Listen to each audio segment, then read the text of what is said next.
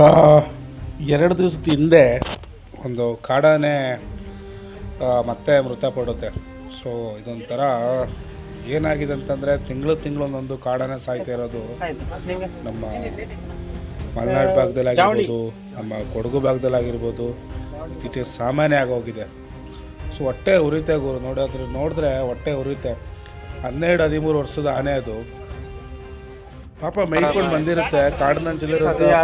ಮೇಯ್ಕೊಂಡು ಬಂದಾಗ ಸೊ ಒಂದು ಹೆಜ್ಜೆ ಮುಂದೆ ಹಾಕಿ ತೋಟದ ಕಡೆ ಎಂಟ್ರಿ ಕೊಟ್ಟಾಗ ಅಕಸ್ಮಾತ್ತಾಗಿ ತೋಟಕ್ಕಾಗಿದ್ದಂಥ ಕರೆಂಟ್ ಶಾಕಿಗೆ ಅಲ್ಲೇ ಸ್ಪಾಟ್ ಔಟ್ ಆಗಿದೆ ಈ ಆನೆ. ಸುಮಾರು 12-13 ವರ್ಷ ಅಂತ ಹೇಳ್ತಿದ್ದಾರೆ. ಬಟ್ ಏನೇ ಆಗಲಿ, ಮೂಕ ಪ್ರಾಣಿಗಳು ಇಲ್ಲಿ ವಯಸ್ಸು ಬಗ್ಗೆ ಮಾತಾಡಿದ್ರೆ ಬೇಜಾರಾಗುತ್ತೆ. ವಯಸ್ಸನ್ನೋದಕ್ಕಿಂತ ಎಷ್ಟು ಚೆನ್ನಾಗಿತ್ತು ಗಜರಾಜ ನೋಡಿ. ಪಾಪ ಏನೇನೋ ಆಸೆ ಇಟ್ಕೊಂಡು ಬಂದು ತಿಂದು ಮತ್ತೆ ಮರಳಿ ಕಾಡ್ಗೆ ಹೋಗೋಣ ಅಂತೇಳಿ ಡೈಲಿ ರೌಟಿನ್ ಮಾಡ್ತಾ ಇರೋವಂಥ ಆನೆಗಳಿವೆಲ್ಲ. ತೋಟದಲ್ಲಿ ಏನೋ ಸಿಗುತ್ತೆ ಅಂತೇಳಿ ಬಂದಿರುತ್ತೆ ತಿನ್ನೋಕ್ಕೆ. ಕರೆಂಟ್ ಶಾಕಿಗೆ ನೋಡಿ ಯಾವ ರೀತಿ ಬಾಡಿ ಆಗಿದೆ ಅಂತೇಳಿ ತುಂಬ ಬೇಜಾರು. ನಾನಿಲ್ಲಿ ಯಾರನ್ನ ಬ್ಲೇಮ್ ಮಾಡಬೇಕಂತ ಗೊತ್ತಾಗಲ್ಲ. ಒಂದೊಂದು ಕಡೆ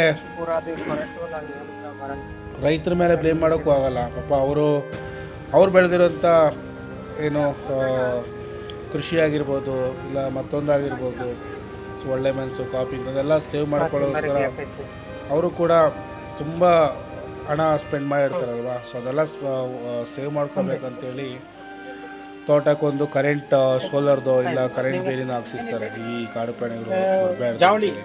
ಬಟ್ ನಮ್ಮ ಕಾಡು ಪ್ರಾಣಿಗಳೇನು ಮೇಯ್ತಾ ಬಂದು ಒಳಗೆ ನುಗ್ಗಕ್ಕೆ ಟ್ರೈ ಮಾಡಿ ಈ ಥರ ಆಗೋಗುತ್ತೆ. ಸೊ ಇದೇ ತಿಂಗಳಲ್ಲಿ ಕಳೆದ 2 ತಿಂಗಳಲ್ಲಿ 2ನೇ ಸಾವು ಕಾಡಾನೆಗಳು. ಒಂದು ನಮ್ಮ ಕೊಡಗಿನ ಭಾಗದಲ್ಲಾಗಿತ್ತು, ಇದು ಇವತ್ತು ಮೂಡಿಗೆರೆ ಭಾಗದಲ್ಲಿ ಆಗಿರುವಂಥ ಘಟನೆ ಇದು. ತುಂಬ ಹೊಟ್ಟೆ ಉರಿತೆ ಗುರು ಈ ಥರ ಎಲ್ಲ ನೋಡಬೇಕಂತಂದರೆ. ನಾನು ಈ ವಿಡಿಯೋನ ಪೋಸ್ಟ್ ಮಾಡ್ತಾ ಇರಲಿಲ್ಲ, ಬಟ್ ಆದರೆ ಕಾರಣಾಂತರಗಳಿಂದ ಪೋಸ್ಟ್ ಮಾಡಲೇಬೇಕಾಯ್ತು ಈ ವಿಡಿಯೋನ. ಸೊ ನೋಡಿ, ನಾನು ಇದರಲ್ಲಿ ಏನು ಮೆಸೇಜ್ ಕೊಡೋಕ್ಕೆ ಇಷ್ಟಪಡ್ತೀನಿ ಅಂತಂದರೆ, ಕಾಡು ಪ್ರಾಣಿಗಳು ಬರ್ತವೆ ಅಂಥೇಳಿ ತೋಟದಲ್ಲೆಲ್ಲ ಕೃಷಿಗಳನ್ನ ಬೆಳಿಬಾರ್ದು ಅಂತ ನಾನು ಹೇಳ್ತಾ ಇಲ್ಲ. ಬಟ್ ಆದರೆ ಕಾಫಿ ತೋಟಗಳಲ್ಲಿ ಏನೂ ಸಿಗೋಲ್ಲ. ಇನ್ನೊಂದು 2 ತಿಂಗಳು 3 ತಿಂಗಳಲ್ಲಿ ಜಸ್ಟ್ ಎಲ್ಲ ಮುಗಿದೋಗಿರುತ್ತೆ. ಅಲ್ಲಿ ಏನು ಸಿಗುತ್ತೆ? ಅಲ್ಲಿ ಏನೂ ಸಿಗೋಲ್ಲ. ಅಲ್ಲಿ ಹಲಸಿನಕಾಯಿ ಸೀಸನ್ ಎಲ್ಲ ಮುಗಿತಾ ಬಂತು. ಇನ್ನೇನು ಜುಲೈಲಿ ಹಲಸಿನಕಾಯಿ ಸೀಸನ್ ಮುಗಿಯುತ್ತೆ. ಆದಷ್ಟು ಡೇ ಹೊತ್ತು ಬೇಕಾದ್ರೆ ಹಾಕಿ, ನೈಟ್ ಹೊತ್ತು ಕರೆಂಟೆಲ್ಲ ಹಾಕೋಕ್ಕೆ ಹೋಗಬೇಡಿ. ಅಟ್ಲೀಸ್ಟ್ ನಮ್ಮ ಪ್ರಾಣಿಗಳು ಇರೋದೇ ಕೆಲವು ಪ್ರಾಣಿಗಳು, ಅದನ್ನ ನಾವು ಸೇವ್ ಮಾಡೋಣ ಅಂತ ವಿಡಿಯೋ ಮುಗಿಸ್ತಾ ಇದ್ದೀನಿ. ದಯವಿಟ್ಟು ಚಿಕ್ಕ ಮಕ್ಕಳು ಯಾರು ಇದ್ದರೆ ದಯವಿಟ್ಟು ವಿಡಿಯೋ ಅಪ್ಲೋಡ್ ಮಾಡ್ತಾ ಇದ್ದೀನಿ.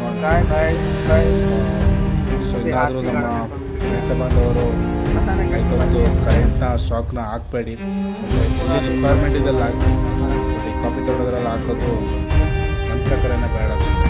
Thank you.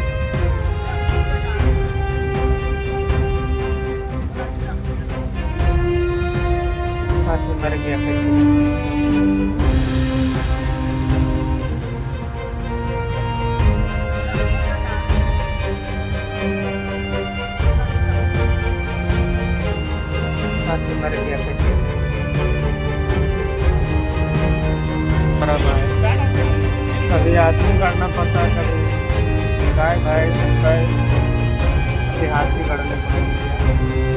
पता नहीं कैसे मर गया पूरा दिन साइड में भी देखो।